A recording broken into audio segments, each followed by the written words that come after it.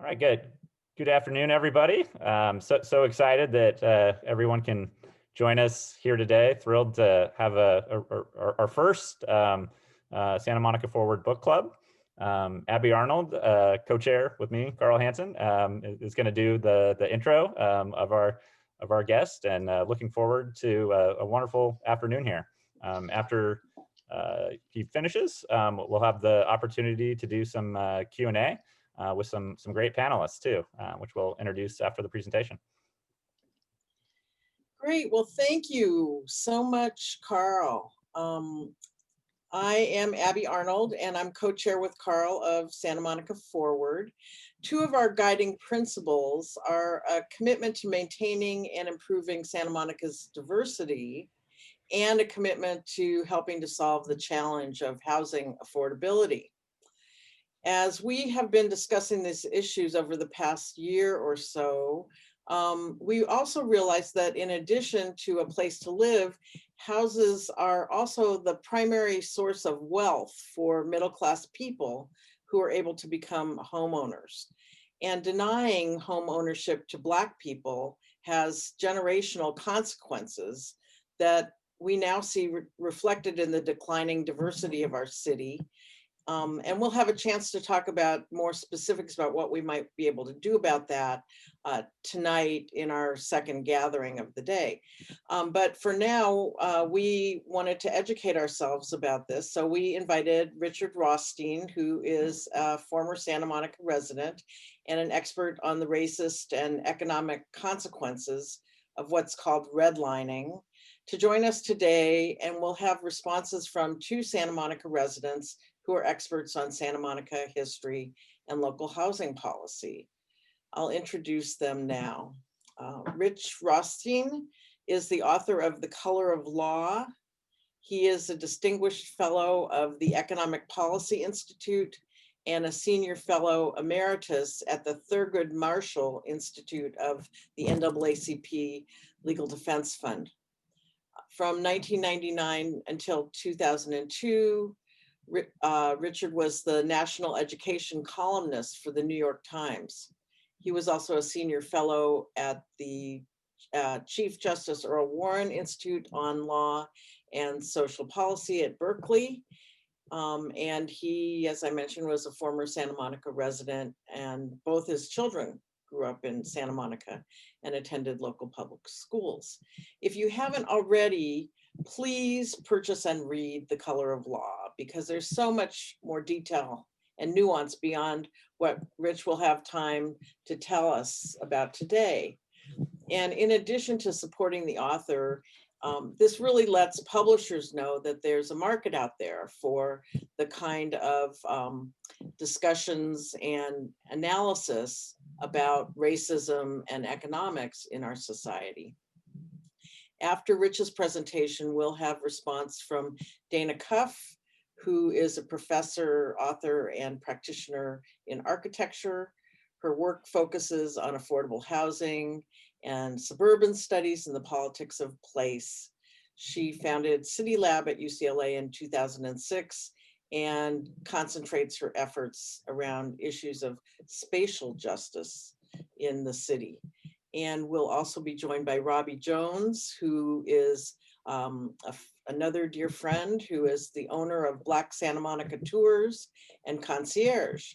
She was born in and raised in Santa Monica and has been a community leader here for as long as I've been around. She's an advocate and participant working with the city of Santa Monica to create a Black agenda to address issues of systemic racism in Santa Monica. And she gives tours of greater Los Angeles and Black history. So at this point, I'd like to invite Rich to take the mic for his presentation. Thank you very much, Abby. And thanks to all of you for engaging with me in this conversation this afternoon. As you all know, in the 20th century, we had a civil rights movement in this country. It began by challenging segregation in colleges and universities. Then in 1954, won a Supreme Court decision that prohibited legal segregation in elementary and secondary schools. And then that Brown decision gave impetus, stimulus, inspiration to a movement of activists who engaged in marches and demonstrations and civil disobedience and local organizing. Some people lost their lives in that struggle, as you know. But by the end of the 1960s, the civil rights movement had succeeded in persuading much of the country, not everybody, but much of the country, that racial segregation was wrong, immoral, harmful to both African Americans and to whites, incompatible with our self-conception as a constitutional democracy. It succeeded in abolishing segregation in lunch counters and buses as public accommodations, interstate transportation, employment. And yet, it left untouched the biggest segregation of all. The civil rights movement pretty much ended at the end of the 1960s, left untouched the biggest segregation of all, which is that every metropolitan area in this country is residentially segregated. I've lived in many of them. Every one that I've lived in had clearly defined areas that are either all white or mostly white, clearly defined areas that are either all black or mostly black. How could it be?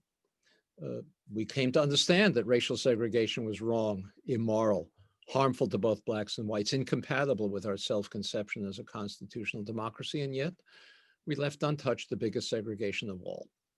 Well, partly it's hard to desegregate neighborhoods. Other things were easier. If we passed an ordinance prohibiting segregation in restaurants, the next day anybody could go to any restaurant they want. But if we passed an ordinance prohibiting segregation in neighborhoods, the next day things wouldn't look much different. So what we've done, all of us, and I mean all of us, blacks and whites, liberals, conservatives, northerners, southerners, easterners, westerners, all of us, is we've adopted a national rationalization, an excuse we give ourselves for failing to redress this biggest segregation of all. The national rationalization excuse goes something like this. We tell ourselves that the segregation that we abolished in the 20th century, whether of colleges or schools or public accommodations, that was all required by government, that segregation. If the federal government was requiring segregation, it was a violation of the Fifth Amendment. It's a civil rights violation. We have an obligation to fix civil rights violations as American citizens. If state and local government was doing it, it was a violation of the 14th Amendment. We have an equal obligation to fix that as American citizens, civil rights violations. But residential segregation, we tell ourselves, that's something entirely different. That wasn't done by government. That wasn't done by law, by ordinance, by regulation. Residential segregation, we tell ourselves, just happened naturally. It happened because, bigoted white homeowners or landlords wouldn't sell or rent to African Americans in white neighborhoods, or maybe businesses in the private economy, banks, real estate agencies, insurance companies, discriminated in how they carried out their private sector activities, not government work. Maybe we tell ourselves it's because blacks and whites just like to live with each other of the same race. We feel more comfortable that way. That's why we have segregated neighborhoods. Or maybe it's all the result of income differences. African Americans on average have lower incomes than whites.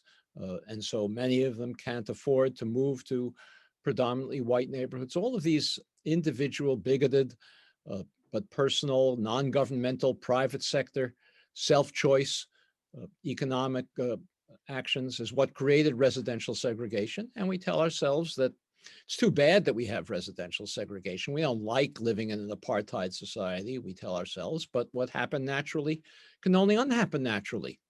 We don't feel any obligation to do anything about it. And in fact, if that explanation is true, we don't have an obligation to do anything about it. We give a name to this rationalization. It's a name that we all, again, use, liberals, conservatives, blacks, whites, northerners, southerners. We call it de facto segregation, something that just happened in fact, not in law. Well, I spent many years before I got into this topic writing about education policy. And in the 1990s and 2000s, as Abby said, I was an education columnist.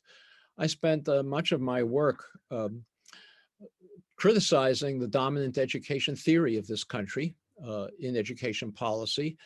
It was that the reason we have an achievement gap between black and white children is because teachers are bigoted and have low expectations of black children. And if only we could make teachers try harder, the achievement gap would disappear. Black children would on average achieve at the same level of whites. I thought it was a ludicrous theory, but it was widely shared across the political spectrum.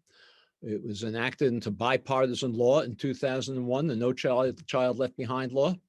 And the theory behind that law was that only if we test children regularly and hold teachers and schools accountable for those test scores, the teachers will try harder and the achievement gap will disappear.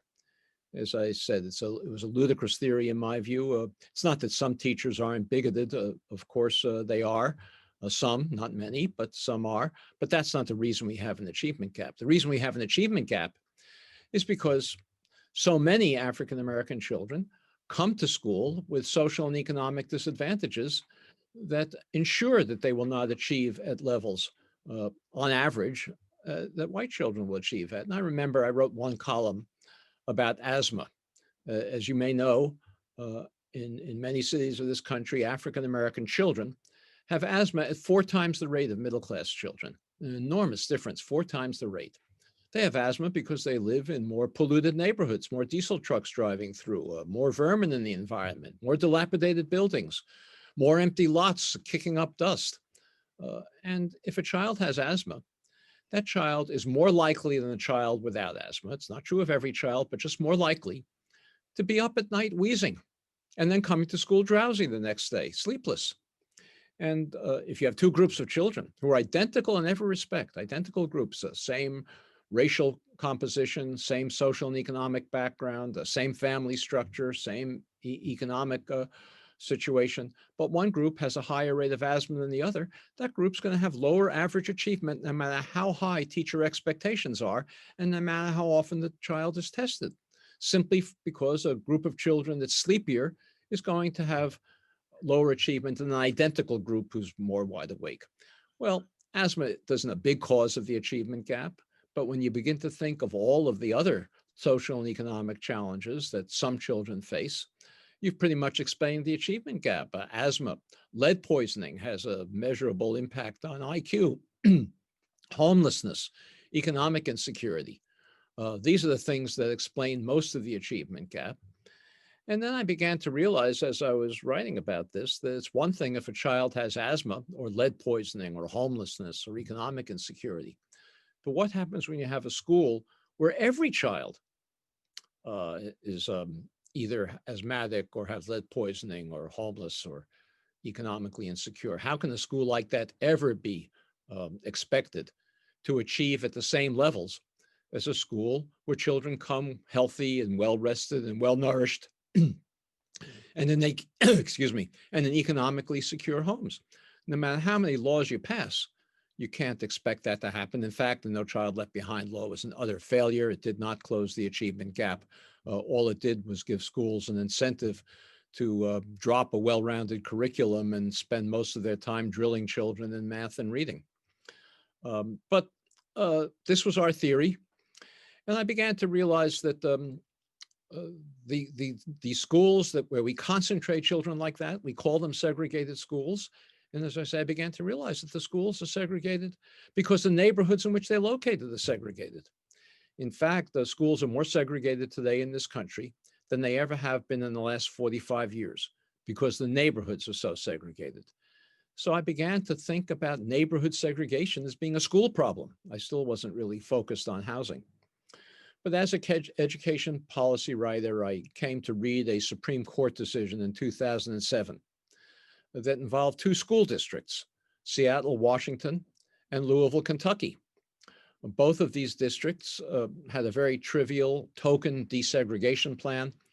They gave parents the choice of which school in the district their child would attend, but if the choice was going to exacerbate segregation, that choice would not be honored in favor of the choice of a parent who wouldn't do so. So if you had an all-white or mostly white school, both a black and a white child applied for the last remaining place in that school, the black child would be given some preference.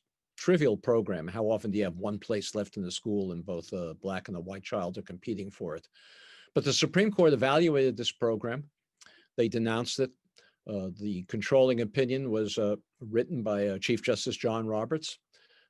Chief Justice Roberts explained, he said, it's true, he said, the schools in Louisville and Seattle are segregated, but he said, they're segregated because the neighborhoods in which they're located are segregated. It was a wise observation on the Chief Justice's part.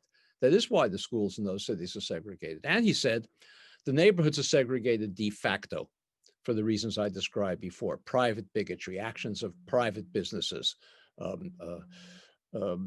self-choice, income differences. And he said, if you have de facto segregation, something that wasn't created by government, government is prohibited from doing anything to fix it. Well, I thought about this for a while and remembered reading about something that happened in one of those cities, Louisville, Kentucky, some years before. In Louisville, there was a white homeowner in a single family home in an all-white suburb of Louisville called Shively. This white homeowner in Shively had an African-American friend living in the center city of Louisville, renting an apartment. The African-American friend was a decorated Navy veteran, had a wife and a child, wanted to raise his family in a single family home. Nobody would sell him one. So the white homeowner in this all-white suburb of Shively bought a second home and resold it to his African-American friend. And when the African-American family moved in, an angry mob of white neighbors surrounded the home, protected by the police. They threw rocks through the windows of the home. The police made no effort to stop it. They dynamited and firebombed the home. Police made no effort to stop it.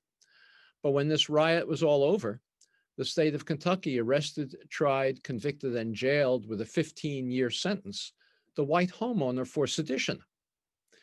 And I said to myself, this doesn't sound to me like de facto segregation. If the police, the criminal justice system, the courts are enforcing the racial boundaries of Louisville. So I began to look into it further. I found that there were hundreds and hundreds of cases, I'm not exaggerating, of police protected, frequently police organized and led mob violence designed to drive African Americans out of homes that they had legitimately purchased or rented in previously all white neighborhoods. Every one of these cases where the police was either protecting, leading, organizing, or all of these violence against African Americans to drive them out of white neighborhoods was a violation of the 14th Amendment. The police are state actors, a civil rights violation. And we have an obligation as American citizens to remedy each one of these instances, and we've never remedied a single one. And then I began to look into it further, and I found it was not only police violence that created the residential segregation that we know today, but there were many, many federal, state, and local policies, all explicitly racial, designed to ensure that African Americans and whites could not live near one another in any metropolitan area of this country.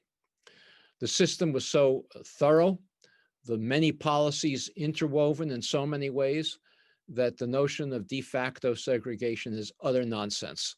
There's no basis in reality to it whatsoever. We have an unconstitutional system of racial boundaries in this country that we, all of us as American citizens, have an obligation to remedy.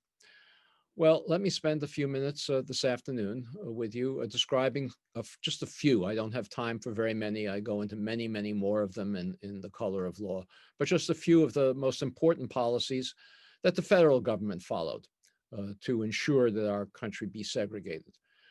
Perhaps the most powerful one is a policy of the Federal Housing Administration and Veterans Administration in the post-World War II period, designed to move the entire white working class and lower middle class population out of urban areas into single-family homes in all white suburbs. This was an explicit racial policy. The most famous of these is east of New York City, Levittown. Perhaps you've heard of it, but they're in every metropolitan area of the country. In Southern California, it's Lakewood. It's Panorama City. It's Westwood. Not Westwood. What's the Westchester, west of Los Angeles. These are all federally created suburbs in the post-World War II period. That were designed for whites only on an explicit racial basis from which African Americans were prohibited. The builder, incidentally, the builder of Lakewood was Mark Taper, who's a philanthropist, but whose philanthropy has never extended, I may say, to redressing the segregation that he created. But a builder like Mark Taper or William Levitt in Levittown or any of the others could never have assembled the capital to buy the land and build the homes in these giant subdivisions. Levittown was 17,000 homes. Lakewood just about the same size, 15,000.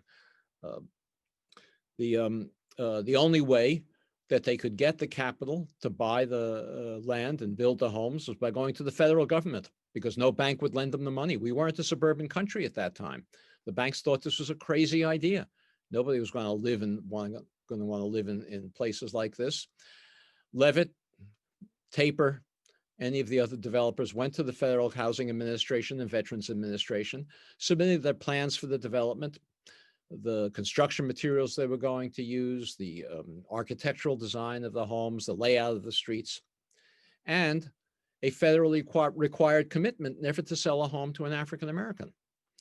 The federal government even required these developers to place a clause in the deed of every home prohibiting resale to African Americans or rental to African Americans. And, if any of you, I don't know if Santa Monica has any of these. I know Los Angeles has many of them. They surround Los Angeles. But if you live in a home that was built prior to 1950, take a look at your deed. The language may still be there because once something's in the deed, you can't change it any more than you can wake up one morning and say you want to change your property line. A deed is a deed. This policy was implemented everywhere in the country. And on this basis, the country was suburbanized with a white noose around every metropolitan area. These were inexpensive homes. They cost at the time about $8,000 or $9,000 in the mid-20th century. In today's inflation-adjusted money, this is about $100,000. As you know, these homes no longer sell for $100,000. You can't buy a home in Levittown or Lakewood for $100,000. They sell for $300,000, $400,000, $500,000. In some places, $1 million or more. The white families who bought these homes on an explicitly racial basis gained wealth from the equity they had in their homes. They used that wealth to send their children to college. They used it to perhaps take care of temporary emergencies, medical or unemployment. They used it to subsidize their retirements, and they used it to bequeath wealth to their children and grandchildren, who then had down payments for their own homes.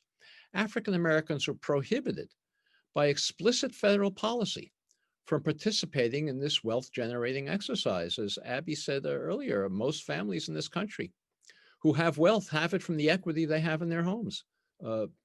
That's why we have an enormous wealth gap between blacks and whites. African Americans have incomes that are about 60% of white incomes today in this country. And you'd think that if people have similar incomes, they could save similar amounts and have similar wealth. But the reality is that while African American incomes are 60% of white incomes, African American wealth is only 5% of white wealth. And that enormous disparity between a 60% income ratio and a 5% wealth ratio is entirely attributable to unconstitutional federal housing policy that was practiced in the mid-20th century, and that we, all of us as American citizens, have an obligation to remedy. I keep on emphasizing that it's unconstitutional. This policy was not the action of rogue bureaucrats working in the Federal Housing Administration or Veterans Administration. This was written federal policy. The federal government, the Federal Housing Administration, had a manual that was distributed to appraisers all over the country whose job it was to evaluate the applications of builders like Mark Taper or William Levitt or any of the others for federal bank guarantees for their projects.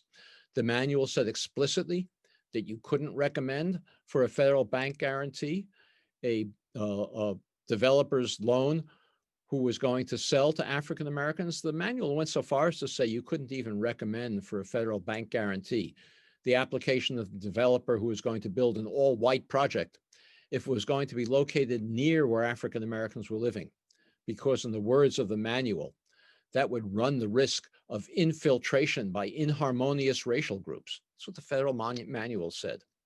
As I say, this notion of de facto segregation is utter nonsense. There's no basis in reality to it whatsoever.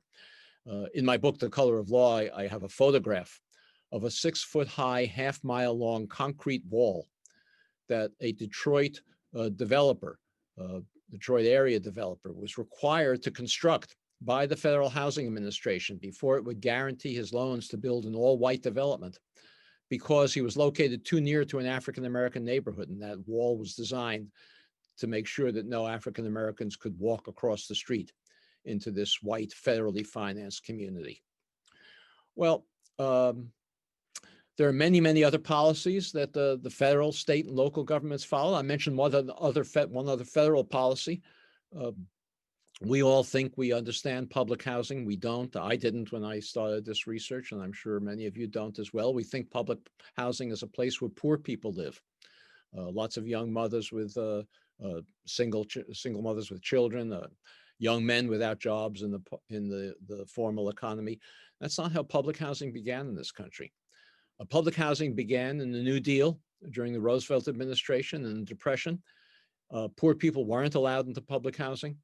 We had a 25% unemployment rate at that time, but public housing was for the 75% who had good jobs, stable incomes, who could pay the full cost of the housing and the rent because it wasn't subsidized. It was just public housing built by the government. It was built because, not as a welfare program, but because during the Depression, there was very little construction activity going around, and people needed homes in a housing shortage.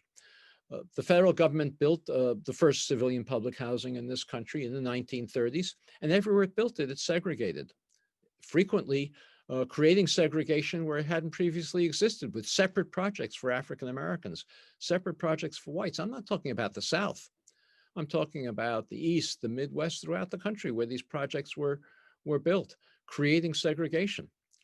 I say created segregation because there were many more integrated downtown neighborhoods in the earliest 20th century than we have today. We'd be stunned if we were somehow transported back to that period of time to see the extent of urban integration that existed. It existed for the simple reason that most jobs were located in factory districts that had to be near deep water ports or railroad terminals, so that the factories could get their parts and ship their final products. So it was an economy that was making things. There was none of this internet stuff in those days. And so if you had a factory district that was employing both Black and white workers, and they didn't have automobiles, they all had to live close enough to be able to walk to work or take short streetcar rides. So we had many integrated neighborhoods, but the Public Works Administration segregated them where they could. The great African-American poet, novelist, playwright, Langston Hughes, I'm sure many of you, I hope most of you are familiar with him. He wrote in his autobiography that he grew up in an integrated downtown Cleveland neighborhood. It's not how we think of downtown Cleveland today. But he said his best friend in high school was Polish. Said he dated a Jewish girl in high school. It was an integrated high school and an integrated neighborhood. The Public Works Administration went into that neighborhood of Cleveland, built two separate projects, one for whites, one for African Americans, creating a pattern of segregation through that and other projects elsewhere in the Cleveland area that exists to this day. In my book, I try where I can to talk about self-satisfied smug places that, like Santa Monica a little bit, that thinks we're better than every place else. One of them you may have heard of is Cambridge, Massachusetts. The area between Harvard and MIT, the Central Square neighborhood, was a fully integrated neighborhood in the 1930s, about half white, half Black. Public Works Administration and the federal government went into that neighborhood, built two separate projects, one for whites, one for African Americans, creating a pattern of segregation that with that and other projects elsewhere in the Boston area that persists to this day. This is particularly apropos of the West Coast. As you may know, from the history of the great migration of African Americans out of the South, the former slaveholding states, into the rest of the country, there wasn't much migration to the West Coast until World War II. There were big Black populations in Detroit and Pittsburgh and Chicago around World War I and after, but not on the West Coast. the Great Migration of African Americans came in World War II to the West Coast because hundreds of thousands of white and Black migrants came to the West Coast to take jobs in war industries that hadn't existed, jobs that hadn't existed prior to the war. They overwhelmed the communities where they were located. And the government, if it wanted the ships and the planes and the aircraft carriers to be produced, had to find housing for these workers, and it did. Everywhere there were war plants on the West Coast, the federal government built separate housing for whites, separate housing for African Americans. These were workers in the same war plants, but segregated housing, creating segregation that hadn't previously existed. In Santa Monica, the Douglas Aircraft Factory, it's now the Santa Monica Airport, had a housing shortage for its workers, its Black workers. The government placed its project for those Black workers in Watts. It wasn't a Black neighborhood before that, but it became the Black neighborhood of the Los Angeles area as a result of the war projects that the federal government placed there. In San Francisco, there were 5 projects built for war workers. 4 were for whites only. 1 was for African Americans. Some of you may be familiar with the Fillmore district. It became the Black neighborhood of San Francisco because that's where Black war workers were housed, even though they were working in the same shipyards as the white workers. The same thing happened in Portland and Seattle, up and down the West Coast. The reason we have segregation on the West Coast today is because of federal policy to house war workers separately from white and Black war workers. Another self-satisfied smug place where I happen to live now in Berkeley, California. There were giant shipyards built by the Kaiser Company in Richmond, California, just north of Berkeley. The government built housing for the war workers there. The white workers were housed south of Richmond in Berkeley and in a community just north of it called Albany. The white workers were housed near the residential areas of Berkeley and Albany. The Black workers were housed separately in the industrial area along the railroad tracks. After the war, the Congress required the government to get rid of these war housing projects. In most parts of the country, local public housing authorities took them over and operated them, but not in Berkeley and Albany. Berkeley and Albany said they couldn't take over these projects because the area where they were located was not suitable for housing. So the government demolished the housing. The white workers who were living there easily found housing elsewhere. The Black workers were placed in public housing projects in Oakland. A few years later, the city of Berkeley and the University of California decided that that was area was okay for housing after all and built graduate student housing in the area from which the African-American families were moved into public housing in Oakland. There were other policies followed by the federal government and by state and local governments. I don't have time to go into them now, but let me finish this brief presentation by making this point. The policies to redress segregation are well known. There's no mystery about them. Think tanks, policy writers, journalists like me write about them all the time. We can list dozens and dozens of policies that we should follow to redress segregation. They can be expensive policies, such as an affirmative action program in housing that would subsidize African Americans to purchase homes in communities from which they were unconstitutionally excluded and now are unaffordable to working class families, either Black or white. That would be a narrowly targeted remedy for a very specific constitutional violation of the exclusion of African Americans from these communities, perfectly justifiable constitutionally. We also have programs that reinforce segregation today for low-income families. The biggest one is something that, and some of you may know of if you're involved at all in housing policy. It's called the Low-Income Housing Tax Credit. It's a subsidy, a tax subsidy that the federal government distributes to states, which then in turn distribute to nonprofit developers to build housing for very low-income families. The Treasury Department administers this program. Its regulations say that the priority for low-income housing tax credit projects should be in existing low-income neighborhoods, reinforcing their segregation. Well, they don't say that's the purpose, but that's its effect. That's backwards. That's a backwards priority. It's not that we shouldn't build better housing in low-income neighborhoods. Every neighborhood should have better housing. But we certainly shouldn't be placing a priority in reinforcing segregation by not placing more of that housing in higher opportunity communities.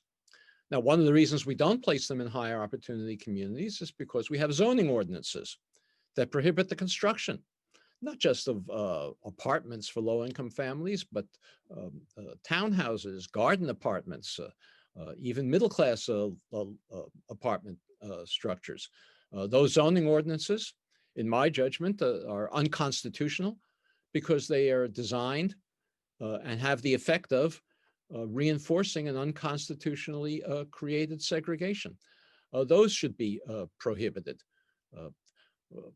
We have a Section 8 voucher program for other low-income families. Virtually impossible for Section 8 voucher holders to use their vouchers in high opportunity communities. It winds up reinforcing segregation because a disproportionate share of Section 8 voucher holders who are also disproportionately African American and Hispanic can only use them in low-income neighborhoods. For one thing, the amount of the voucher is calculated on the basis of the area-wide, that is the metropolitan area-wide average rent. And it doesn't take a genius to realize that the average rent is going to be too low to rent an apartment in a high opportunity community. And it's actually going to be too high to rent an apartment in a low-income community. And so landlords in low-income segregated neighborhoods exploit the program by charging more than the market requires to a Section 8 voucher holder. That policy also could easily be reformed so that we reduce the amount of the voucher for existing segregated neighborhoods and increase it for families who want to move to higher opportunity neighborhoods. We certainly need more aggressive enforcement of the Fair Housing Act. One of the things that troubles me as a former education writer is the way in which the real estate industry now uses the test scores of schools as a way of steering families to what they say are higher quality neighborhoods, which are in effect segregated neighborhoods. Because what most sophisticated education policy analysts know is that test scores do not reflect the quality of the school. What test scores reflect is the social and economic status of the parents, and particularly the educational background of the parents. So by steering home buyers, white home buyers, to neighborhoods where the schools have higher test scores, they're not steering them to higher quality neighborhoods. They're steering them to more segregated neighborhoods. That's another reform that would be essential to redressing segregation. Well, as I say, the policies to redress segregation are well known, no mystery about them. What's missing is not policies to redress segregation, policy ideas. What's missing is a new civil rights movement that's going to make it uncomfortable to maintain the segregated patterns that we have in every metropolitan area of the country. It's not going to happen by accident. People ask me if I sent my book to Supreme Court justices or to cabinet officers. I tell them I don't care if they read the book. It's not going to make any difference unless there's a new civil rights movement that's going to be as aggressive in challenging the segregation of neighborhoods as it was in the 1960s to challenge the segregation of lunch counters and buses in other institutions and sectors like that. I am privileged to be associated with a group of national civil rights leaders who are in the process of forming something called a National Committee to Redress Racial Segregation. That national committees would have as its sole function creating organizing support for local committees that want to take a direct action to make it uncomfortable to maintain patterns of segregation. There's some very simple things that local committees could do, and many that escalate to much more complicated things. Probably the simplest thing to do, you don't even need a committee for this, is to challenge how the history of segregation is being taught in our schools. In my book, The Color of Law, I survey all the most commonly used textbooks in American high schools today, or at least at the time that I did this review. Every one of them lied about it. Every one of them perpetuated the myth of de facto segregation, explained to students that legal segregation took place only in the South. In the North, it all happened by accident. The textbooks typically brag about the great work of the federal government in creating suburban homes for returning war veterans, never even mentioning that it was for white returning war veterans only. It brags about the work that the New Deal did in creating housing for people who couldn't find it in the Depression, never mentioning that it was done on a segregated basis.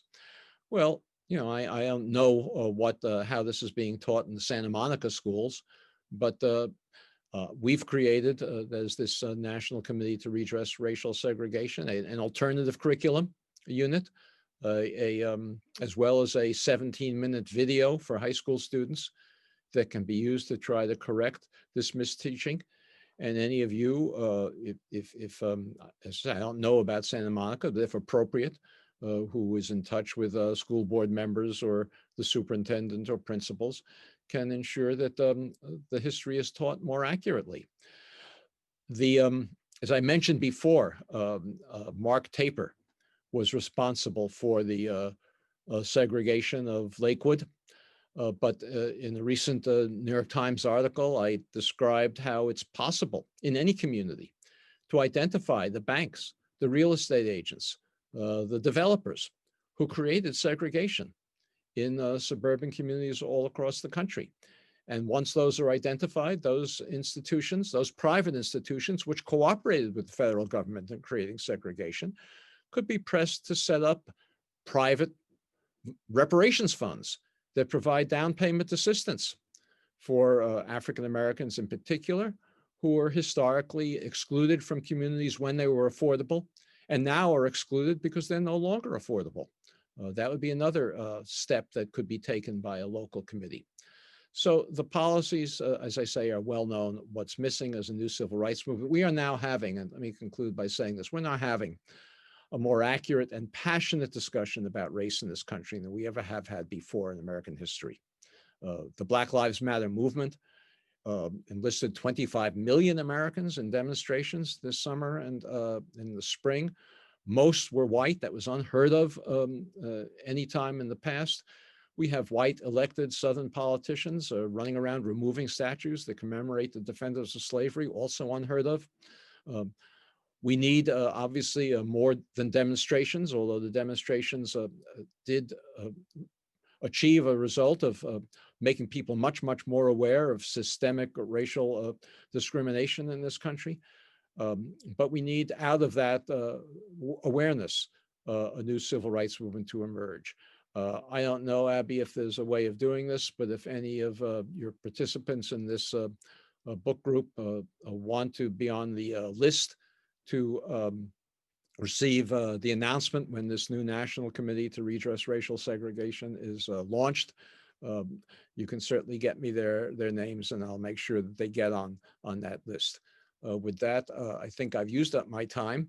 So I want to thank you for your attention, and I'd be glad to engage in a further discussion in the time that's remaining. Thank you. Thanks so much, Rich. I really, I'm so moved by your thoughts and your comments, really inspiring. And I think it's time now to go to comments from Robbie and Dana, and I'm gonna make them available. And I think Carl also will be able to help make that happen. Awesome. Yeah, it looks like we're already getting some questions in the Q&A section. So everyone attending, please put your questions in there. The panelists will be keeping an eye on those, and we'll try to address as many as we can. We're going to go, I think, till 2:30 today. If you do have to leave, we know people have work schedules. This meeting will be recorded, and we will share it with everybody that attended, as well as on social media. So really looking forward to the Q&A. I think we're going to start with Robbie. If Abby did some quick intros to both you and Dana, but if you want to provide a brief intro to you and your work in Santa Monica before we break into Q&A, please go ahead. Well, I think, thank you, first of all, for allowing me to be here. Thank you so much, Abby, for inviting me. Oh my goodness. And thank you, Mr. Rothstein, for all that you've had to, I would just love to just have a whole one-on-one. I would just love to do that. But I just want to say, activism, most of my adult life. Here in Santa Monica, I was born and raised here by my grandmother, a strong African-American woman, my aunts, all those women I pay homage to. But I belong to a group called Committee for Racial Justice, who has been fighting this fight for about 8 or 9 years now. And everything that you have said, and I'm still reading the book, is just right on with what I'm thinking. First of all, yes, I would like to see that 17-minute video to show school board members, if you're on, I'm coming. And just, of course, I put in the chat that I want to join the National Committee to Redress Segregation. That would be me. And when you talk about the housing, my godmother was Douglas Aircraft, one of the original Rosie Riveters, or what was, she was like one of the first Blacks at Douglas Aircraft here in Santa Monica. And we know that our African-American employees could not live, Douglas did build housing for their employees on Ocean Park, Sunset Park area. But the African-Americans could not live there. They had to come to Pico neighborhood. So that was like, people have often, said on my tour, Black Santa Monica tours, they didn't believe it, or they, you hit it. And so, yes, that made me feel really good. I mean, good in the sense that it's true. And so I just had a question. I think I'll go back to the banks in regards to, I think we have a new banker that moved into our community, and he purchased a home that was very near and dear to our history here. And so when you say that the banks can be, I don't know, could be used to set up funds for housing, that too is right on my thinking and a lot of other community members' thinking. And if you can kind of just talk about maybe how we can do that. How do I approach this banker and bring him into the fold and talking about doing something like that for reparations? And of course, I belong to the Black Agenda, so they definitely will be the ones helping with that as well. Well, thank you, Robbie. The first thing, I guess, Abby, if you're going to send out, or Carl, if you're going to send out an email to attendees afterwards, I will send you a link to the 17-minute video that Robbie indicated she'd like to see. And I'll also include a link to this article that describes what Robbie was just talking about the developers and the banks and the real estate agencies that can be identified today that contributed to racial segregation.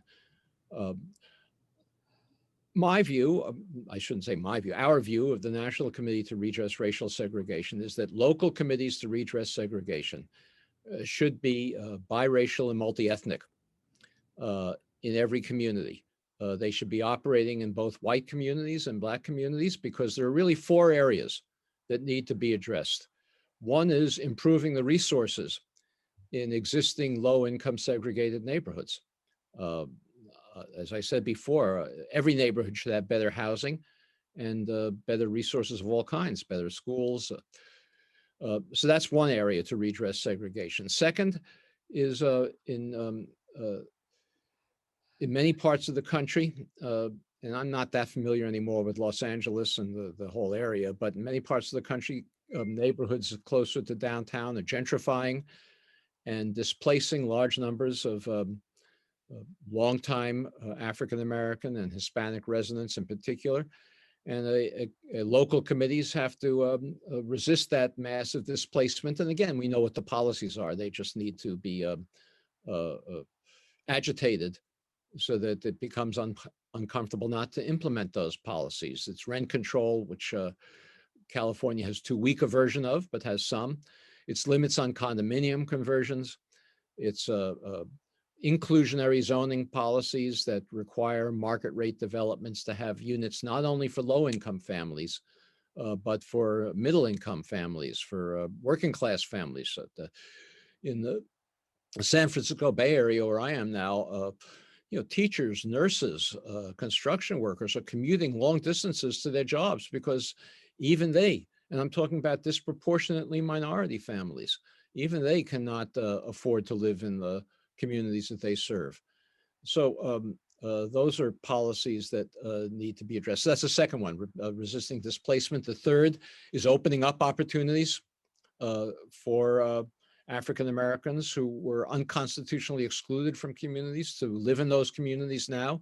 And that would require perhaps the kinds of subsidies that I described earlier, or down payment assistance funds, or even price reductions contributed by the kinds of private reparations funds that banks could establish, as I described. And the fourth is stabilizing desegregation where it exists, because there are many seemingly desegregated neighborhoods in this country today that are just on the way from either going from all white to all black, or all black to all white. And in all of those communities, there's an opportunity to create healthy communities if the desegregation was stabilized. So those are the four areas that the committee needs to work at. I don't think, with all due respect, Robbie, I don't think that talking to a banker is going to persuade the banker to set up a substantial enough fund to address this issue. It's going to require the action of a local civil rights group that conducts a careful campaign. Of course, the first step in the campaign is to talk to the banker, but the next step takes it beyond that, and that's what I hope will happen. In this email, Abby, I'll also not only include the links to these things, but also information about how to get on the mailing list for the National Committee to Redress Racial Segregation. Thank you. Awesome, thanks. And Dana, if you want to provide a brief background on your work as a professor and urban planner, and expert in housing in this space, would love to hear that.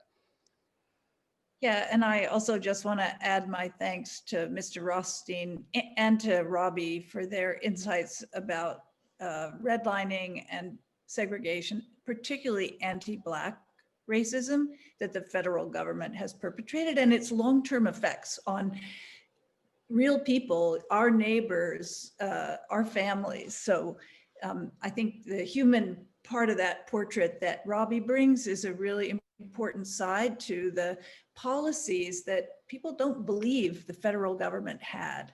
And I found that in my own teaching. So as Carl and Abby mentioned, my career has been dedicated to looking at affordable housing, and spent a long time looking at public housing and suburban growth in Los Angeles. And I now run a center because studying it wasn't quite enough for me. It seemed to me we had to really move into activism so that we were producing the conditions in which affordable housing might be built. And our center co-authored the secondary unit law in California that really eradicated single-family zoning in the entire state. This was a phenomenon that we saw happening all across Los Angeles in low-income neighborhoods, particularly low-income neighborhoods of color, who use their backyards as an income-generating source, but who's were not able to build wealth through that because those units were illegal and made illegal by neighborhoods who wanted to insist upon the single-family zone for one family at a time. even though as many as 2/3 of the houses in other neighborhoods already had these illegal secondary units. Now, the 8 million single family properties in California are already able to have secondary units. But what we found is that those aren't necessarily affordable because we can't control rents in people's private backyards. As You froze. Dana, you're frozen. Can you hear me? We can There hear you you go. now. I'm sorry. I have a little bit of. Oh. Tell me if I freeze again. A little bit there. Okay, so now we are working actually to change and encourage state policy to incentivize permanently affordable housing on public school land for the very condition you're talking about, Rich. I would just say, I think the policy in Los Angeles, where the federal government's activist role as an anti-Black agent became most apparent to me, was the kind of complicity between the federal highway program and public housing. There was another law called the Law of Equivalent Elimination, which meant that for every unit of public housing you built, you had to destroy a unit of housing in order not to compete with private housing developers.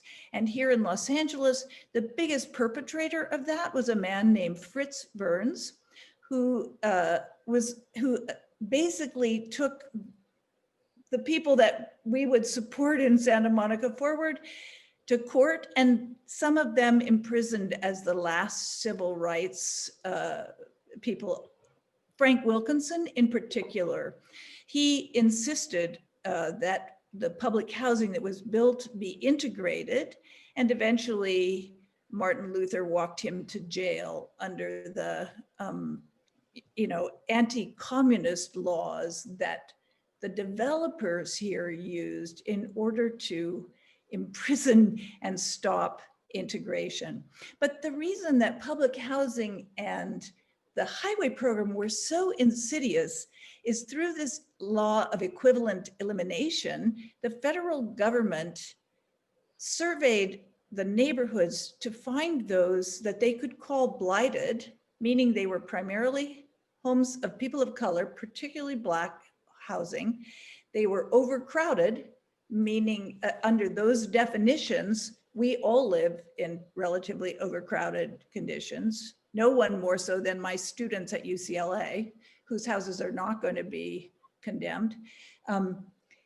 And basically they tore those houses down to build segregated public housing, and the freeways, which were in fact de facto, not de facto, by law, walls between white and Black communities. And so we divided Los Angeles between its northern and southern racial boundaries through the freeways. So it was this way in which the federal government, with every channel they had, found ways to segregate the city. And I think it's always like my students look to me as if I'm a radical historian.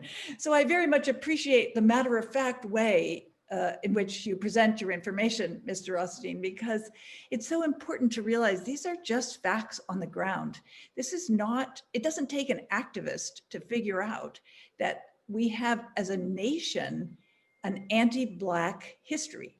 And that is the part that we really have to think about, reparations, in order to deal with it. And I'll just end by saying, I think there are a few examples in the country today. I think Asheville, North Carolina's city council has decided to make reparations to its Black families that were pushed out by all forms of segregation, all the way through urban renewal practices. And in Minneapolis, there are now activists working called Neighbors for More Neighbors. And that kind of positive attitude about new housing in our community is, to me, one of the most important aspects of the civil rights movement that we need to address. That more housing means more difference and more diversity that Santa Monica needs so badly. So I'll stop with that. Thanks, Dana. Yeah, let's open it up to the questions here. Let me pull up what we've got. Richard, can you comment on how your research sheds light on the possibility of reparations? That question's from Laureen Von Clan. Well, I don't stress the term reparations too much because I think it's widely misunderstood. When people hear the term reparations, they think of a single monetary payment to the current generation, which would inevitably be too small to really fix anything and would give everybody an excuse to say, now, okay, now we fixed this, let's move on. And, it's African-Americans' fault now that they've been paid, that they're not equal. Certainly, there are some policies that we should follow, which would be expensive, which would be big expenditures. So I'm not opposed to spending a lot of money to fix this problem. For example, the affirmative action program in housing that I talked about before will be very expensive to subsidize working and middle-class African-Americans to be able to live in higher opportunity neighborhoods from which they were excluded unconstitutionally. So but there are many policies we should follow that wouldn't cost anything at all, not a penny. It doesn't cost anything to prohibit exclusionary zoning ordinances. It doesn't cost very much. Well, it doesn't cost really anything to redefine the way the Section 8 voucher program is implemented by shifting the amounts of the vouchers to higher opportunity neighborhoods. So there are many policies we should follow that are cost-free, many that are expensive. I think it's better to talk about policies than reparations. But if you understand reparations as meaning any policy that repairs the damage that was done, I'm all for it.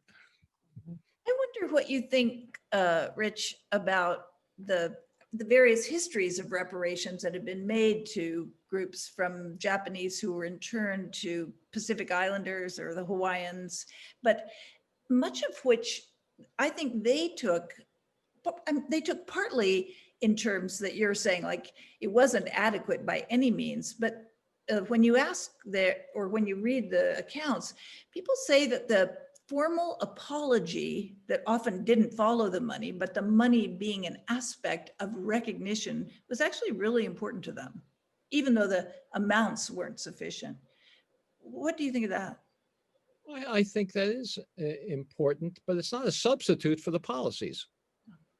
The apology is important, but more important, I think, the best way to apologize is to fix it, and that's my view. Do you know much about the state task force that's been set up to investigate reparations? It's set up, I think, this January in California. No, I don't. But as I said, I think it's a sidetrack. We need to think not simply of a single, if by reparations they mean all the various policies needed to repair this history, that's one thing. But most people, I would bet most people in California, if asked them what reparations are, they'd say it's a single payment. And it would be a token payment. And so I think that it's not a useful term to promote. Congressman John Conyers had a reparations bill that he introduced in Congress for, 10 or 15 years while he was still in Congress. And the interesting thing about it is that the title of the bill was reparations, but a monetary payment was never mentioned in the bill. It was all about policies. So he knew what he was doing. Well, my quick look at it, or not as studied as it should be, is that they're taking a fairly broad look, as you're suggesting, towards reparations, but it may be the task force aspect that's the delusion. I mean, I think in many cases we watch task forces whittle away time without actually ever attacking particular policies like the ones you're suggesting. Awesome. I'm going to move on to a different question here. Thank you, guys. We have a question. How do you track companies that have participated in implementing housing segregation? Well, it's a question of doing the research. You know, I would, if you had a local civil rights committee that was interested in doing this, one of the things I would do is recruit a historian who knew how to do archival research. It's not easy, but it could be done. I'll give you a very a simple idea. You know, it's not possible to do in the pandemic, but when you can go to libraries again, just go to the Santa Monica Library and look at newspapers. Local I forget now the name of it. What's the local Santa Monica newspaper? Daily Press. Now it's the Daily Press. Well, whatever it was in the mid 20th century, and go to the real estate display ads. Evening Outlook. Identify which banks, which real estate agencies, which developers were advertising exclusive homes, restricted homes, and you'll identify them. And they have, as I say, I'm going to send you a link to an article I wrote about, I used a community in San Mateo as an example, not Santa Monica, but the same thing can be done in Santa Monica. And, you know, each of these companies that I identified had successors today. There was a small bank that financed this exclusively white neighborhood in San Mateo that I wrote about. It was later absorbed by Wells Fargo. Well, Wells Fargo, when it took this bank over, took over its assets and its liabilities and its moral liabilities as well.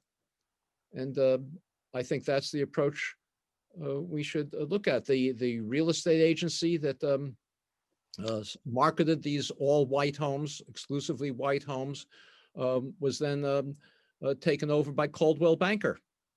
That also assumed the moral liabilities of its predecessor. So, but it's not going to happen, with all due respect to Robbie, it's not going to happen by going to talking to the president of Coldwell Banker. I've talked to him. He thinks it's a great idea, but he's not going to do anything about it. Not even join the task force or anything? No. Well, the first step of creating social change, according to Martin Luther King's theories of how to do nonviolent social change, is education. And that's where you have that first talk.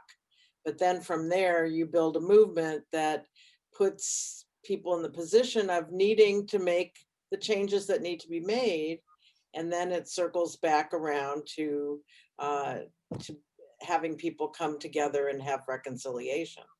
But, you know, the steps are all laid out on the King Center website.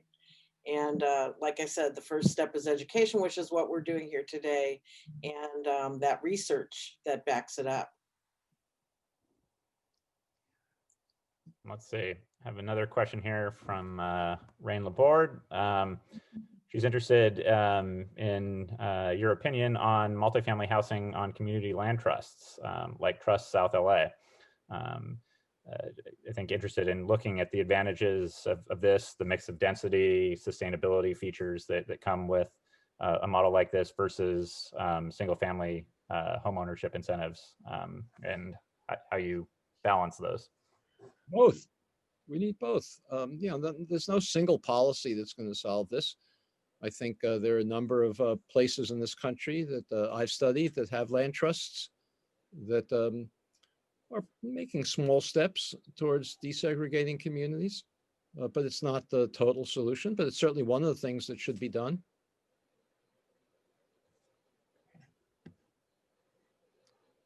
Let's see.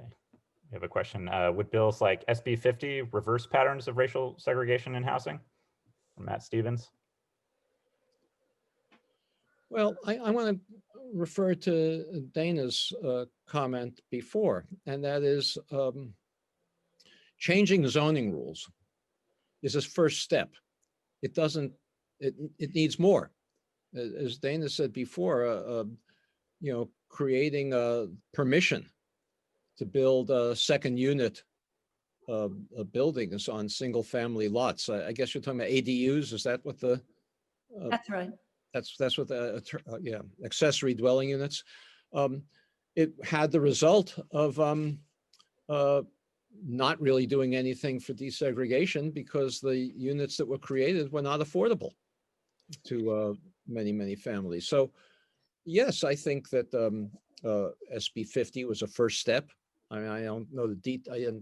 I made a mistake of getting a little bit involved in it, and I'm never going to get involved in a local issue again because there are too many localities in this country that I'm interested in to really. But I think it was probably a necessary first step. But it alone is not going to